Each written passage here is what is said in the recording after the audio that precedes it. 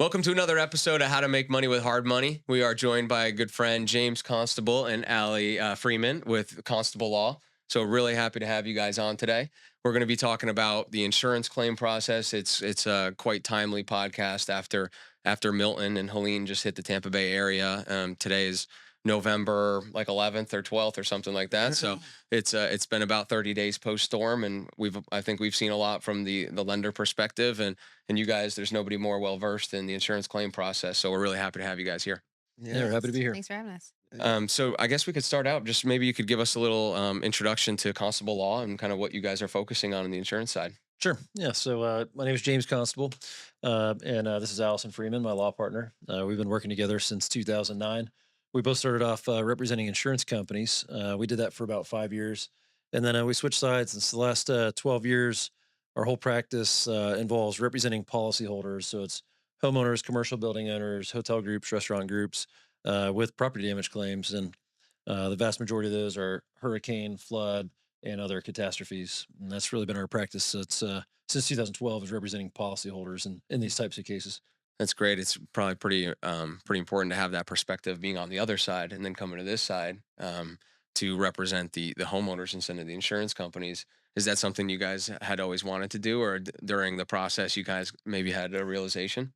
I think you always call the other side like the bad side, like you're going to the dark side, but it's really not. It's all. But I think it allows us to see a different side of it. I think we Yeah. can look at like James and I feel like we can look at a claim and go, yes, there's an insurance side of this. We used to do it. There's policy language here. We're all bound by it. Right. How can we help our clients, but also knowing the insurance company has a job to do. They're a business also, right? And so they Yep. have a job to do. They have a policy for a reason. There's parameters within there, and I think it gives us a unique perspective to be able to look at it that way instead of. I Yeah. think if you're always one side or the other, it's really hard to see that Yeah. until maybe like I think on the defense side, having represented insurance companies until you go through a claim yourself and then Sure. realize, oh, there's a personal side of this, right? So we've seen both of that. And I think I feel like it's at least given us a unique perspective that we can use. Yeah.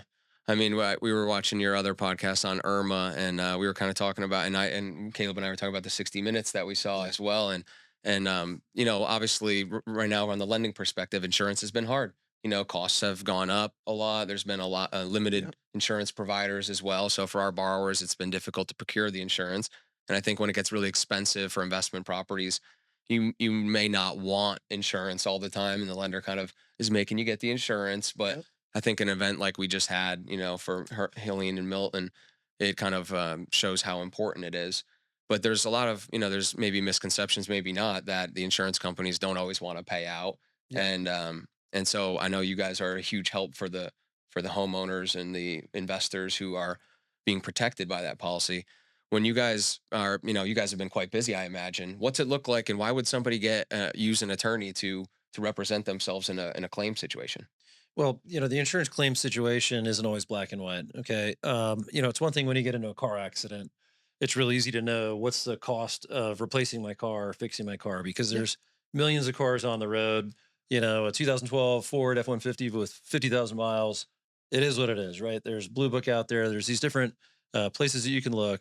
And, within a couple percentage points, there's not a lot of room to negotiate. Yeah. The alternative is you walk through somebody's house and you look at wet drywall.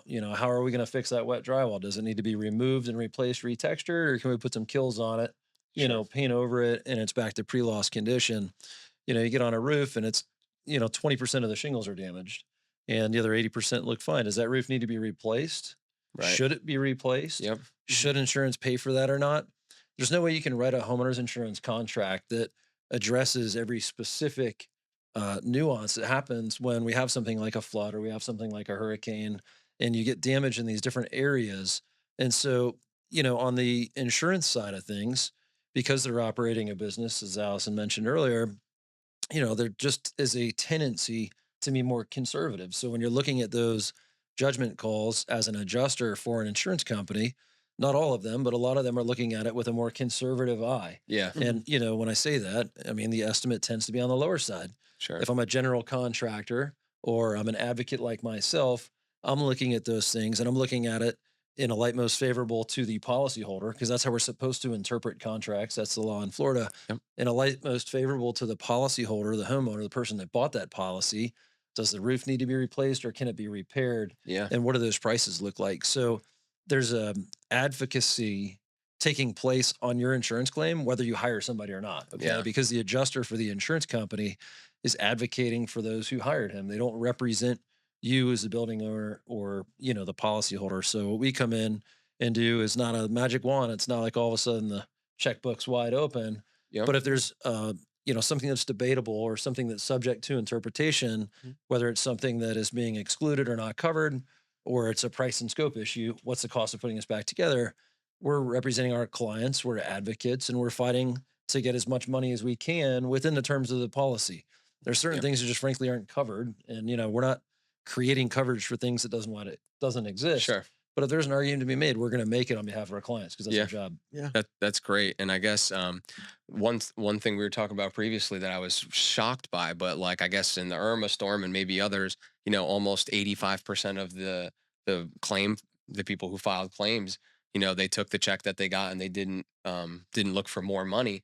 And then another stat I heard was that when they are represented by an attorney like yourself, that they have like a 98% chance of getting more money. Is that true? No, it is true. I mean, every time there's a payment by an insurance company, there should be a third party review of that payment. Right. Even if you think, okay, this was a fair payment, it may be fair, but there may be additional things you're entitled to under the Yeah. policy. And this is a contract. You paid a premium in exchange for a contract. And so really you want to look at the situation, get some third party estimates, from contractors. And if there's a difference between what you've been paid and, what somebody is telling you that it might cost to put it back together, advocate and reopen. But you're right. Hurricane Irma, there was more than 1 million claims reported in the state of Florida. And the last time I looked at the statistics, it was less than 15% of those claims were reopened. Right. Wow. So that's 850,000 people using those Yeah. numbers as an estimate. They got a letter from the insurance company and never picked up the phone, reopened the claim. If they put a new roof on it, it happened to cost 30% more than what they were paid. They never even bothered going back to the insurance company and trying to be compensated for that. Wow. So, well, one of the things commonly, especially with the two hurricanes that just passed, the question that I get asked is, um, people won't even get advice from professionals because they're in fear of the payment or how much it'll cost them to get a professional's advice. How do you guys get paid in this transaction before we actually go into the best way to go about a claim? But how do you guys get paid? Who pays you and how does that work? So, the typical folks that are calling me, us right now, are calling because they got a letter from their insurance company that says, we're paying you X. We've done our inspection. Here's how much we're paying. And, either checks enclosed or it says a check's forthcoming. Right. Mhm. So when those folks are calling us, because we're 5, 6 weeks out from these storms now. Yep. Now we're looking at it and we're doing a reevaluation. So we're being paid a percentage of the new money. Right. So, Okay. yes, you're giving up a percentage of that supplemental claim, but if the claim's not reopened, there's no additional money there to begin with. So we don't charge a retainer, we don't charge an hourly rate. So if we look at a case and we're not able to get a policyholder more money, we're not charging anything. Wow. So no upfront fees. And so that's similar to the public adjusters, correct? Yes, they're That's the right. same. They They run work the same way. Yeah, it's all contingency fee. So, you know, we want to help you because you get paid and then we get paid. So Yeah. it's kind of, it's a good transaction for homeowners. It's like you were saying, some people are afraid to look, afraid to seek advice. And I think it's amazing that they get these amounts and think, okay, the insurance company, that's what they believe is right. So I'm good. Yeah. But then they know when they look around and go, oh, but I think it's going to cost more than this. Go get that opinion. Go talk to someone who Yeah, knows the business. I mean, Especially if it's free. right. Especially, so many people moved down in the last few years that have never dealt with something like this before. Sure. Like I was just talking to a woman today who's just, oh, I just moved here from where I think New York and I've never dealt with hurricanes. And they told me it's this, but I can't put on a new roof for that. And I've got a tarp and this and that. And, and I said, well, take a look at it. Like, let's work together. Let's try to figure this out. But yeah, she thought, well, they told me this. So I thought that's what I had to take. And I said, well, you could, but you could also Yeah. hire someone, have them take a look at it. You don't have to say that that's the amount. Yep. Yeah. So it's interesting to me how many people think, okay, I pay these premiums, and like you're saying, it's a contract, it's a bit, it's a transaction, but they think, okay, then I'm just supposed to take whatever they say, and that's the end all be all. Even though even a layperson's looking around going, I don't think this is sufficient, right? So, Yeah. but yeah, it's crazy to me how many people do that. That kind of that's really interesting. And even from like to back up from like a state's perspective, because I know, let's say 2 years ago, I believe attorneys would the insurance company would have to pay the attorney on top of the claim, whereas an adjuster would get paid a percentage of. Correct me if I'm wrong here. I think it was 20% for non-hurricane and maybe 10% for a hurricane for a public adjuster. Yeah, yeah, that's right. And our attorney fee schedule is really similar to that. Previously, and I say prior to Hurricane Ian, Okay, if a policyholder was underpaid, we had the ability to be hired, and if we were successful, we got any recovery on behalf of the policyholder. nice. The insurance company would have to pay our fees and costs on top of the claim settlement. Okay, Importantly, though, the legislator changed that, Yep. took those rights away from Floridians, really, and so they changed it so that you don't get prevailing party attorney's fees. Now, okay, in litigation, there are still some mechanisms where we can recover a portion, if not all, of our fees, but that's in the litigation context. got And it. it's important to kind of realize that even though we're attorneys and we I just came from the courthouse on a hearing this morning on a Yep. case that's going to trial in 10 days. We litigate these cases, but the vast majority of these claims can be resolved without litigation. Okay, So if we yeah. look back over the last 2 years, we've done somewhere around 750 claims since Hurricane Ian, and I would venture to say somewhere around 80% of those settled without litigation. Got But it. there was a high amount of advocacy in there. Sure. You know. And so I guess litigation meaning like you're advocating for a higher payout, you have your documentation, and they're just unwilling to budge at all, or is it typically you're just unhappy with the settlement that they've offered, or Yeah, does it's it go all the way to litigation? kind of a combination of both. I mean, we're advocating. There's somebody advocating for the insurance company, usually the adjuster. Okay, And so if we can reach a negotiated settlement where my client's happy with the outcome and the insurance company is willing to pay that, then we resolve that. Got And client gets paid within 30 days and it's done.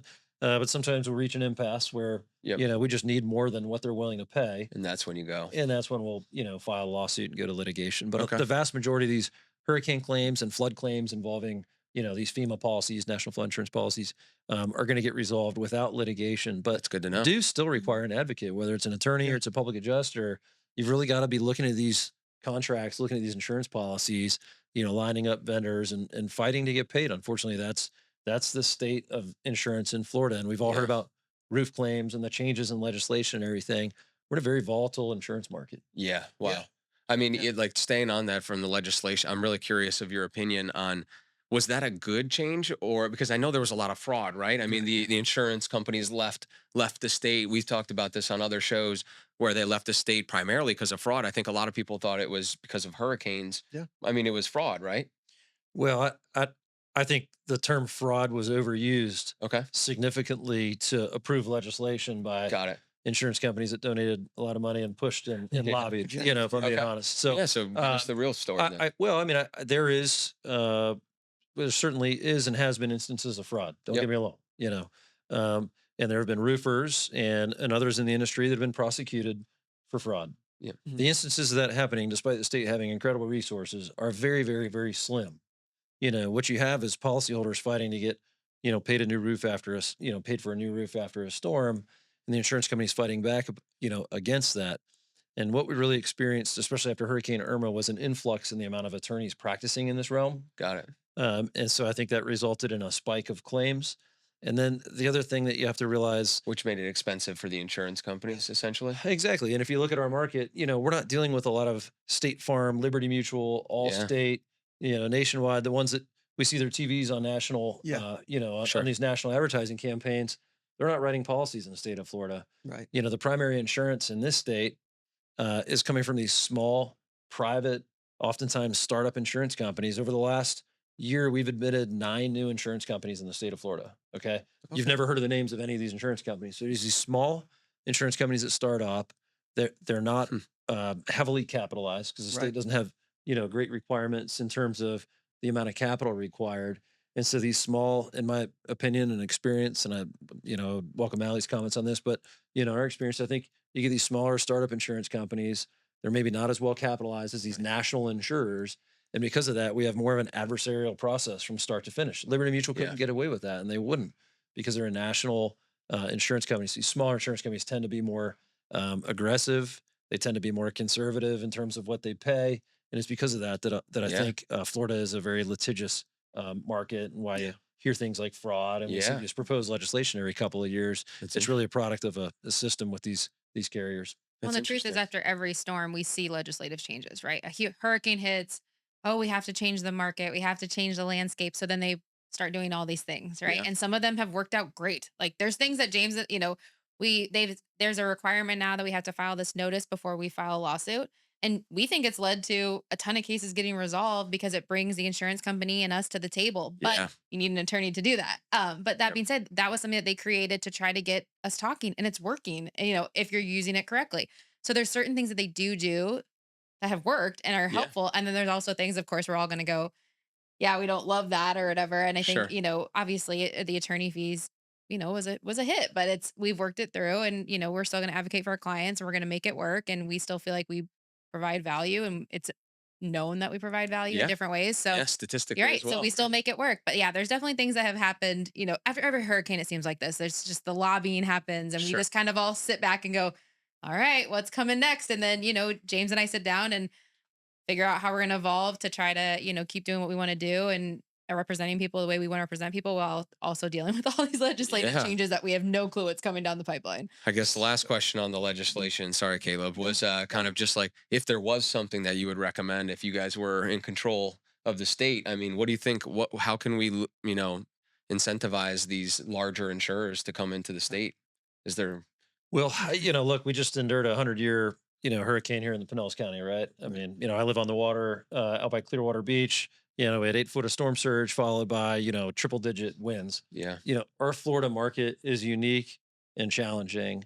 And I don't know that, any of us in this podcast or otherwise are going to be able to, squarely answer that Sure. question. Here's how you fix the Florida insurance market. Right.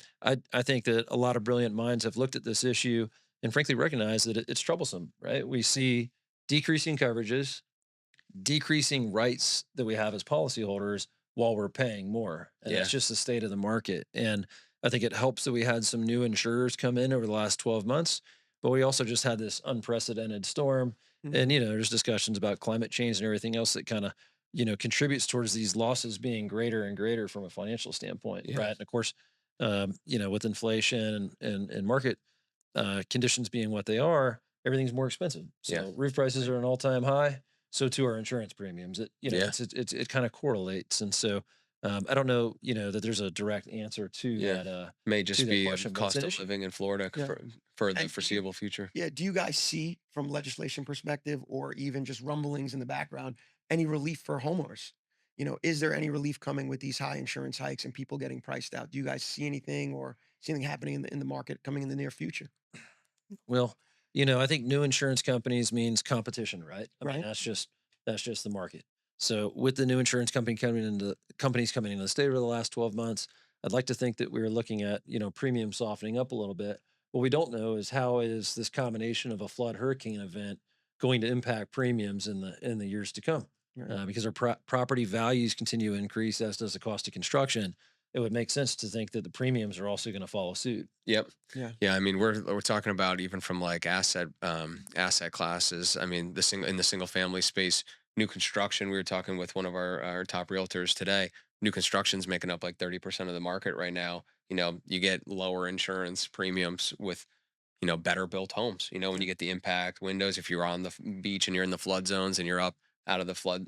I mean, that's where we're at today Yeah. to kind of remedy that situation the best we can. Yeah. Maybe we can jump into kind of what a claim process looks like right now. I know there's a lot of talk about, people getting inspections. Should they get inspections before the storm when they know it's happening? How quickly after the storm? What's kind of maybe an overview of that process and what you'd recommend? Yeah, so we're a couple weeks out now, or a few weeks out actually. And so we always tell people file claims timely, right? Like Right. you see the damage, things have happened to your property.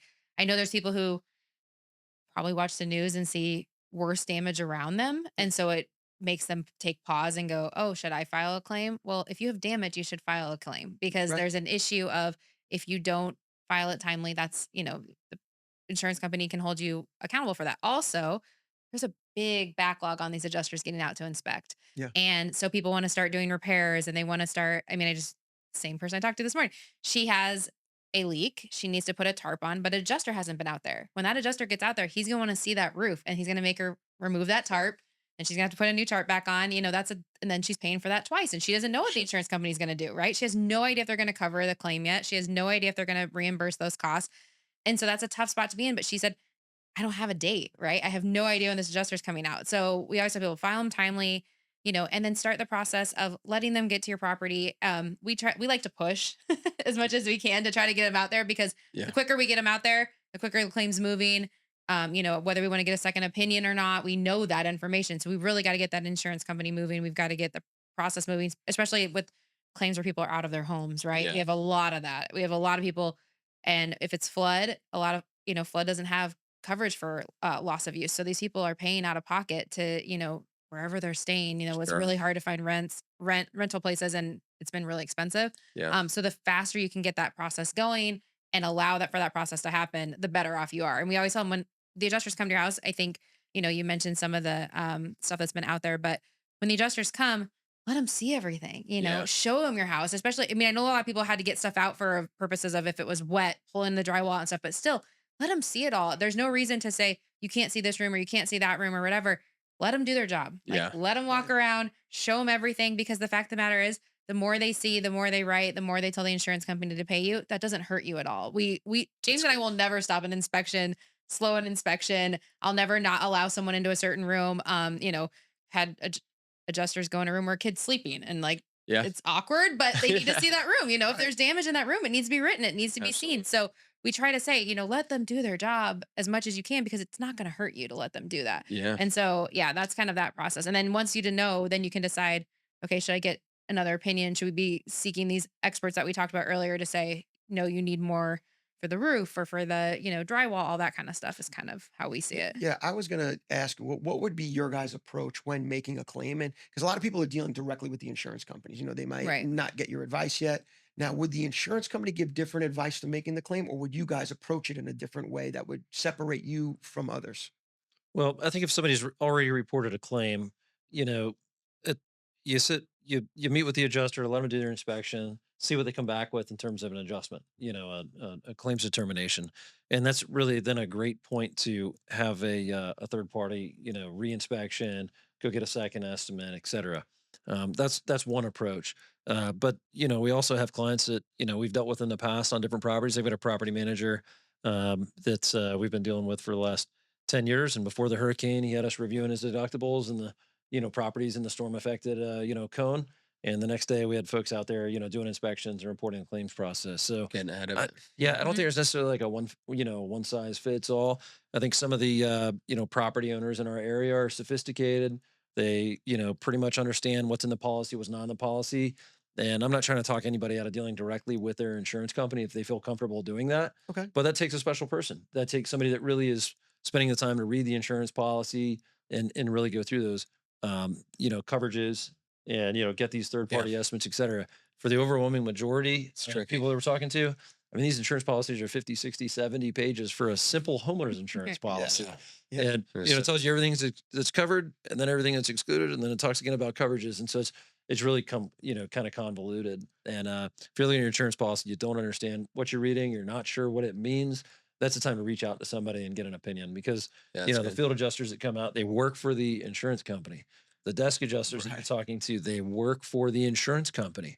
If I'm interpreting something and I work for the insurance company, Their interest is 1st. I'm going to interpret it in favor of my client. That's what we do when we're on that side. That's what Allie and I did when we were on that side.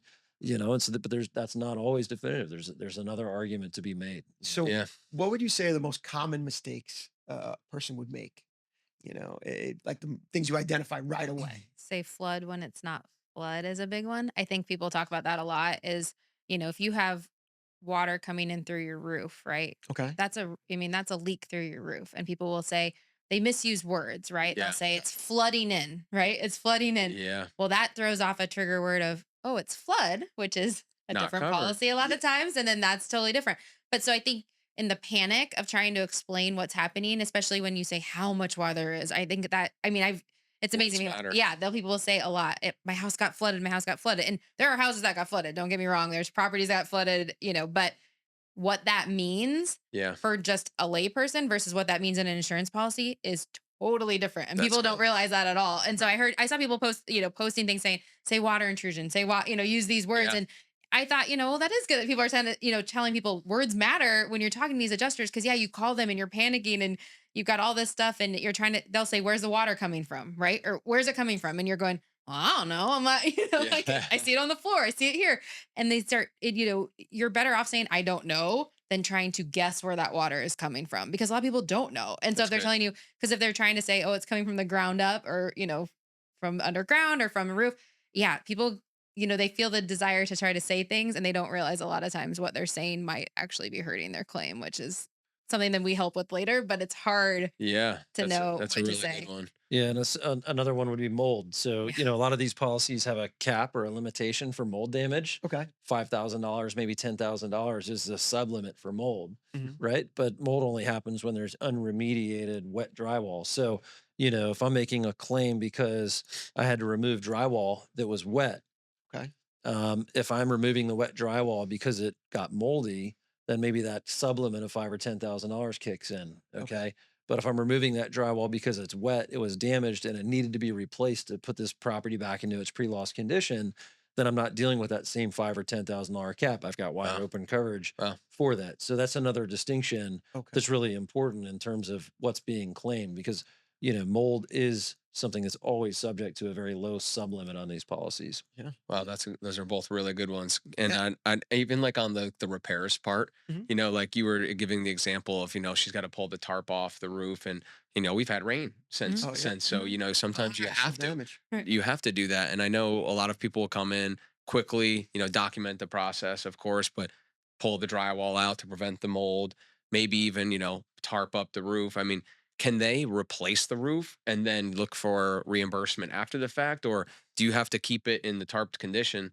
Let's say you are able to, I know you're coming out of pocket at that point, but Yeah. also the integrity of the property may be in jeopardy, right? Right. We say, you want to let them do their inspection. If you, I mean, it's tough if you're able to and you can just fix a roof, replace a roof right away. The problem is then the insurance company says we didn't get to come out here and look. We didn't get to inspect. It's been different with the drywall pulling out and stuff because that actually was mitigating because you have under your Yeah. policy you have a duty to mitigate. Okay. So there's a different, but you also have a duty to allow them to inspect. So it's like those two things a lot of times go against each other, right? Sure. It's like I have a duty to fix this place and get it working again and move back in so I stop using loss of use, but I also have to let you inspect. It's been 6 weeks. You keep rescheduling. It's very hard, but you have to keep in mind, yes, you have a duty to mitigate. You have a duty to, get your property back to where it was. Yep. So that you can move on with your life also for yourself. Yeah. And then, yeah, you have to let them do the inspection. So you just have to be super careful with repairs good. and what you do and don't do. Yeah.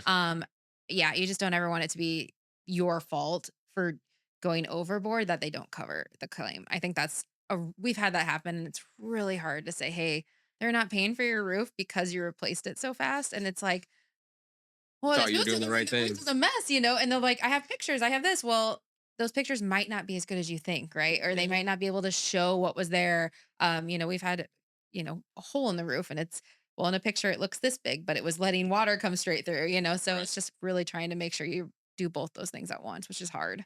Yeah, I That's was good. hearing, Really people, just a phrase going around, insurance companies dealing in bad faith. What does that mean? For a normal person dealing with the insurance company, they may not know. So what does that mean, and how does that affect the homeowner? Well, we've got Florida statutes which explain what good faith is. The legislator has defined what an insurance company must do. You must acknowledge communications from a homeowner within 14 days. You must do an inspection within a certain time period. You must render a coverage determination within a certain time period. So we have legislation in Florida that spells out what is good faith. Okay. Okay. And these are the rules of the road, if you will, that the insurance companies are supposed to follow in investigating a claim, reviewing coverage, and then communicating a coverage determination to a policyholder. When those statutes aren't followed, that's bad faith, right? Because the statute's saying this is the standard, the minimum standard that you're supposed to follow. Boom, boom, boom, boom, boom. And when you're not following those standards, in my opinion, that's bad faith. Legislators told you how to do it, and you're not doing it that way. And it happens all the time. Got it. That's good. Mhm. From a lender's perspective, right now we've had borrowers who have had several claims. We've been developing our insurance claim process. We've had more in the last 30 days than we have in the last 5 years. So whether it's a hard money loan or a conventional loan, we were kind of talking about this. I mean, you say you get $100,000 check from the insurance company, your lender as an additionally insured needs to sign the check. Sometimes even you sign the check as well when Mhm. you're representing your clients. What does that process typically look like? I mean, we'll speak from a DKC perspective, but what does that process typically look like on a conventional loan or a DSCR loan or even a hard money loan? Do they give you the whole 100 grand right there at the start, or how do they do that? Yeah, so it's a big part of our practice because every time we settle a case, we end up with a check that's made out to the homeowner or the building owner, the mortgage company lender, Yep. right? And then maybe the law firm as well. And each mortgage company has slightly different loss payment, kind of procedures in place, Yeah. but it's all generally about the same thing. Typically, the checks are endorsed, they go to the mortgage company. The mortgage company starts some sort of an escrow account because, of course, the mortgage companies goal and angle and going back to the contract, the mortgage instrument Yep. says that it's all about protecting the property, preserving the asset, right? So Mhm. we've got this check going to the mortgage company, an escrow account started. Typically the mortgage company might release a certain portion of the funds once there's been a contractor estimate that's been provided, or maybe a roof replacement estimate that's been provided. And just like when you're doing construction and you're dealing with a construction loan, the funds are released in draws based on completion. Yep. From what I see, the mortgage companies are being Excuse proactive me. about protecting their asset, right? And I'd expect DKC is doing the same thing. So, Yes. it's kind of this escrow releasing funds upon proof of repairs to make sure the properties are actually repaired and restored. And that's important, not just from a mortgage standpoint, protecting the asset, which you've got this instrument, out there, but also it's important from a standpoint of reinsurability Sure. Right. because these mortgage companies, they require insurance, of course. I'm sure you guys do as well. Yep. And you're not going to be able to get insurance if there's a claim made for roof replacement, Right. funds issued for roof replacement, and the money wasn't used for repairs, right? So it's also Exactly about right. satisfying the upcoming underwriting when that policy renews at the next policy period. Yep. Right. So I would lead me into, a lot of these policies sometimes, what if they don't pay out enough or they don't have the ability to rehab the property properly? And we have the FEMA 50 rule, right? Could you explain a little bit about the FEMA 50 rule, how that's, changing the landscape for people, redoing properties on the water? And how does that affect the homeowner? Yeah. So again, I mentioned I live out by Clearwater Beach. I'm in Island Estates, and so my neighborhood is a combination of newer properties that maybe a single story was knocked down and rebuilt, and it's also a lot of single story low lying houses built in the 70s and 80s, and so the FEMA 50% rule, which has the potential to be extremely impactful for our area, Yeah. simply stated is if the cost of repairing the dwelling to its pre-storm condition exceeds 50% or more of the value of the dwelling, not including the value of the land, then that home needs to be brought to current code, which in most cases means the dwelling needs to be elevated and or demolished and rebuilt. Okay. So that's the FEMA 50% rule. There's a couple things to unpack there. Number one, a lot of questions I've been asked. Well, what if I just kind of put it together, on the cheap, right? We had $10 square foot wood flooring in there. What if I put carpet? The FEMA rule says if if the cost of putting it back together the way it was before the storm would exceed 50%. So that really doesn't get us around it. Hmm. And then it's 50% of the value of the building, not including the value of the land. So if somebody's got a $1.8 million single story house, down by the beach, that house might only be worth $500,000 sitting on a 7-figure lot. Yeah. Sometimes And even less. yeah, so and then the value of that lot doesn't factor into this equation. And if you're on Pinellas County, you can go to the property appraiser's website, Yeah. type in the site address, and there's a letter that's telling all the Pinellas County property owners this is how much you have to spend on the without exceeding 50%. And some of these counties are really pushing for it to be closer to 40%. Right. So there's a 10% kind of margin of error, if you will, Yep. for, what happens in construction more often than not. Right. We've Right. got these overruns and stuff. And it's a real challenge for my neighbors, my friends, folks in our community who I really feel for. How are we going to deal with this 50% rule? Everybody wants, are they going to enforce the 50% rule? Right. Right. I mean, Right. that's a big thing. And it kind of has, Seems like so far they are. And even I've seen a lot of borrowers who have had there's been code enforcement agents and, kind of circling neighborhoods. Yeah. And also when they see you doing renovations, perhaps without a permit, because they want to see what work you're doing. And on your permit application, you need to submit your budget and how much you're spending, and that's kind of how they're vetting how much, if you're within that 50% rule, right? Yeah, yeah. I mean, this is a federal mandate here, so it's not like Pinellas County has, the autonomy or the ability to start making judgment calls here. Yeah, Now, good I point. think the building inspector is going to have a certain level of decision making ability, but these municipalities are held to this standard. I mean, it's a federal mandate, and conditioned on our county's ability to have flood insurance is complying with the 50% rule. Okay, so and we saw down in Lee County after the Yeah. fact, Lee County was issuing a lot of permits on these properties Yeah. where it was pretty clearly over the 50%.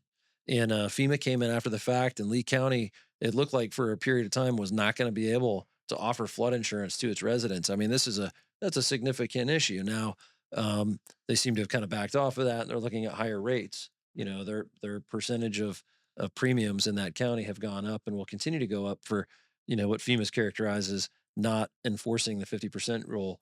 But I think that's a lesson for, these municipalities like Hillsborough County and Pinellas County, Pasco County, and the surrounding waterfront areas. And it's a real concern. Yeah, I think it's going to have, like, a lot of people will ask us, what effect will that have on the market? From we deal with a lot of investors who are buying to fix and flip, build new construction, and we're in that game as well. And so, I think just one market that we know really well that we've been even looking at ourselves is like that Indian Rocks, Madeira Beach area, and something we've seen is those properties were, there was a stalemate to a degree in the market the last 3 to 5 years, because in my opinion, homeowner or investment property owners or homeowners, if they were renting their property for VRBO or short-term rentals, they were creating a lot of cash flow from these assets. They may not have been new construction, they're probably not up to today's Florida building code, but they were generating a lot of cash flow due to the location. And I've seen even there, like, you get on the property appraiser website, you see let's say the property is worth $1 million in the seller's eyes.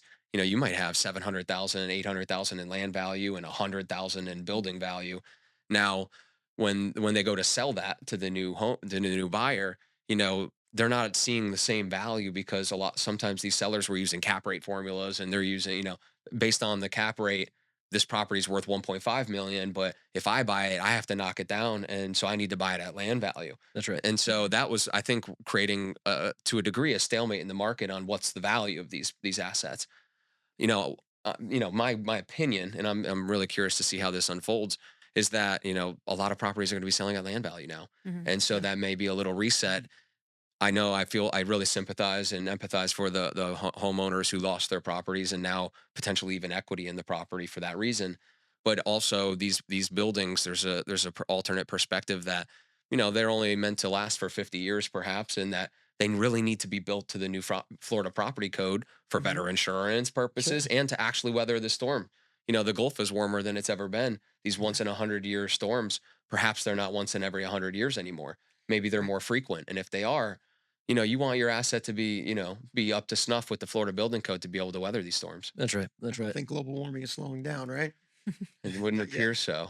So I don't. Do you guys have a perspective on? I know you're not. I mean, you're an investor as well. That's why I ask you that. I just think, I think a lot of them right now are still trying to stomach that though. Yeah, It's that it's very early. I could have sold this 2 months ago for X, and I'm going, yep. Like, I mean, there's no, yeah, you could have, I mean, there's no answer to it, but because when they're trying to decide, what do I do? Do I just sell it? Do I fix it? Do I keep it for myself? Whatever. Sure. And yeah, I think it's a real hard thing to figure out right now, because they're looking at it going, well, if I just, had the future, been able to crystal see ball. the future, but I Yeah. couldn't, so Yeah. I think I'm curious, like you're saying, I think we haven't seen it so much yet. I mean, I think a lot of things went on the market quickly where Sure. when you look at them, it says, at the bottom in bold, this thing got, Damaged. flooded out by this, as is sold. But so there's those people who did it right away. Yep. And then now I think there's those people who are trying to decide, okay, now what? What do Yeah. I do? They're still having an issue with the fact that they know, the house down the street sold for this much, Right. just a few months ago. And it's tough. It's hard to decide what to do. And I think a lot of people, they feel with the cash flow, especially in that area where they were making so much off of Airbnb and VRBO. Yeah, no It's like, restrictions. yeah, and trying to figure that out, so I have a place up in San Key area, which is a little bit different because they aren't able to rent the same way. So Mhm. those people it's a little bit of a different decision making on Sure. those condos and those properties Absolutely. versus the ones that were down there that were able to rent like that and we're making, good money off those. Yeah. Yeah. Very Yeah. true. When people are sitting with their insurance providers or their brokers, what are the common misconceptions? Because sometimes I'll sit with my insurance guy. Oh, you got full coverage, Caleb, but there's a ton of fine print. But what are the things that are missing, or does full coverage truly mean full coverage? I don't know No. what that means. When people Every say that, policy's different, right? yeah, or if you were Yeah. advising someone, what were the must-haves? In your opinion? Well, Right. coming out of this flood event, flood insurance is super important, right? I Mhm. mean, a lot of these areas that had 6 to 8 foot of storm surge, the absence of flood insurance is a six-figure mistake.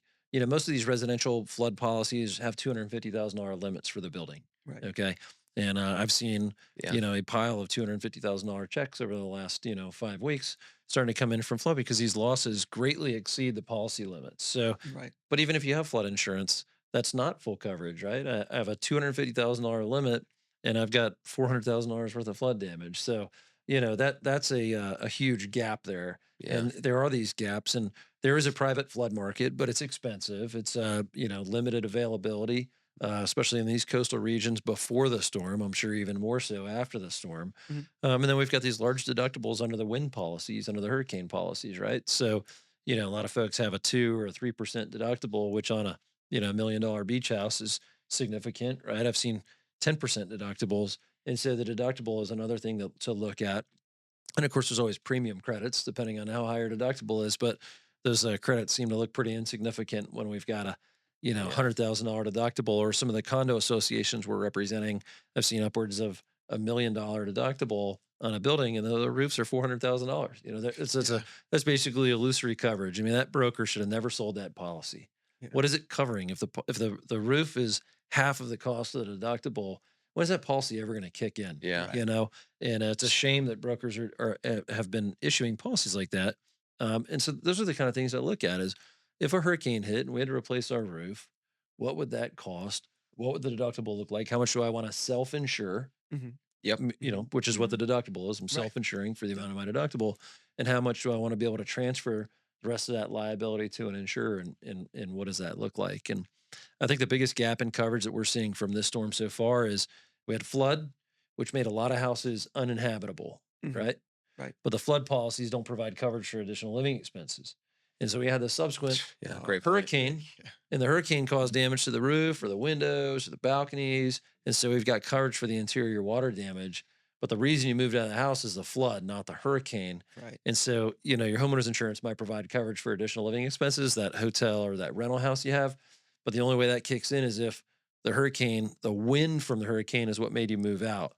So I know a lot of folks right now paying, $4, 5, $6,000 a month for rent, and it's all out of pocket, which makes it all that much more important Yeah. to push the claim from the very beginning, because every 30 days that you've got to Speed stay in matters. that rental, that's another $6,000, $8,000 in rent. And I know not everybody's rents that much, but you look at some of these coastal houses, like kind of quality is expensive, and so anyhow, for these communities, there's a big loss in terms of an uninsured event being those move out expenses. And frankly, a lot of people in our community have been displaced because of these storms. Yeah. Yeah. Yeah. And so the quicker you It's been get through very the tough. claims process, quicker we can deal with permitting with the county, hopefully overcome, deal with that 50% rule, and Mhm. at least understand, am I going to be able to put this house back together, or am I not going to be able to get a permit?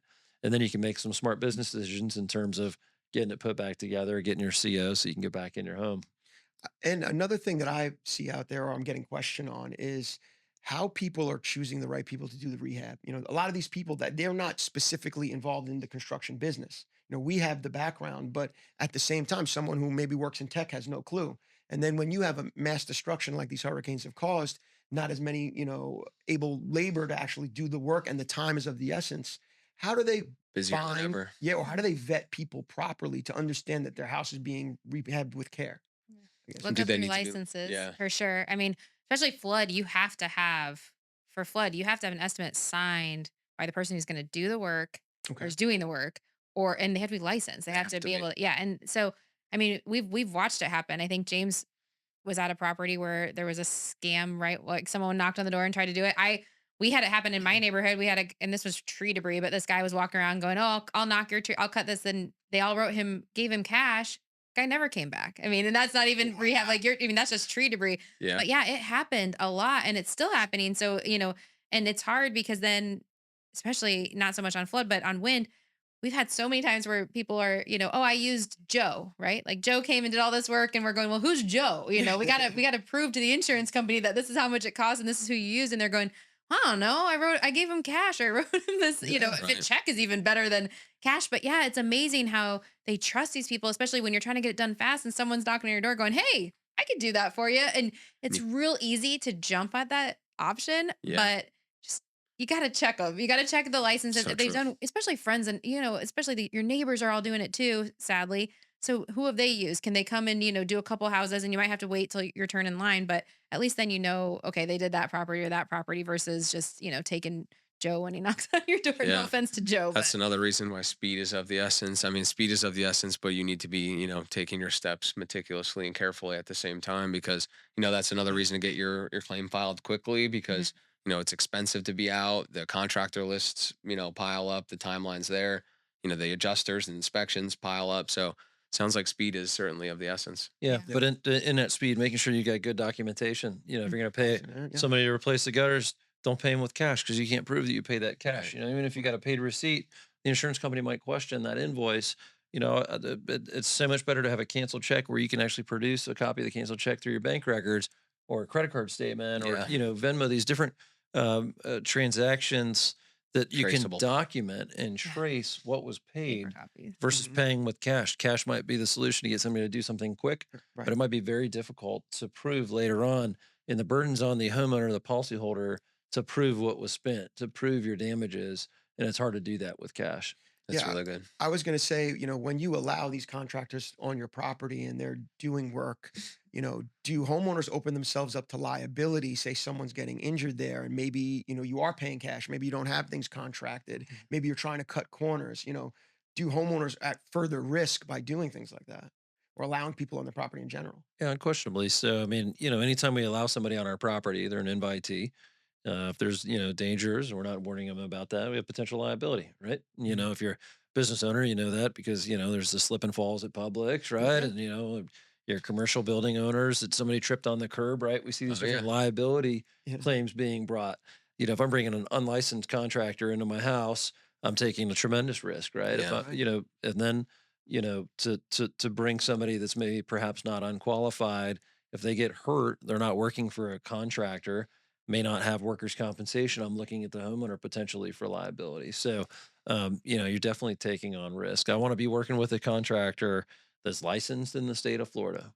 Mhm. I want to be dealing with a contractor that has a good reputation. He ought to be Yeah. able to provide me with some good references that I can talk to and, hear how things were 6, 12, 18 months after the work was done. Were they happy with the workmanship? Number three, I definitely want proof of workers' compensation, Yep.